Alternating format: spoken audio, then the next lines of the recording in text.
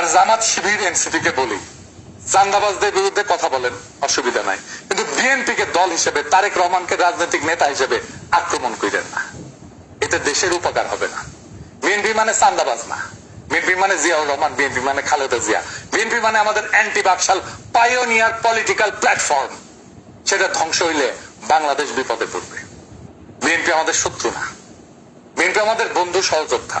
তার উপরে অভিমান হইতে পারে, কিন্তু ঘৃণা করা চলে না। রাজনৈতিক বিভ্রান্তি থাকতেই পারে, কিন্তু বিভেদ ডেকে আনা যাবে না।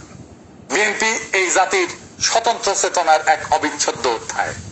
তারেক রহমান ভুল করতে পারেন, কিন্তু বিএনপি কে পুঙ্খানুপুঙ্খভাবে বাতিল করা মানে এদেশের গণতান্ত্রিক ধারাকে দুর্বল করা, এদেশের ফ্যাসিবাদ বিরোধী, ভারতীয় আগ্রাসন বিরোধী লড়াইকে দুর্বল করা। আমাদের শত্রু কিন্তু একটাই, ভারত সমর্থিত হাসিনার ফ্যাসিবাদ। সে জায়গায় দাঁড়ায় আমরা যদি নিজেদের ঘরে আগুন লাগাই, তবে মুক্তি আসবে না বাংলাদেশের মানুষের, আসবে বিভ্রান্তি আর ধ্বংস। তাই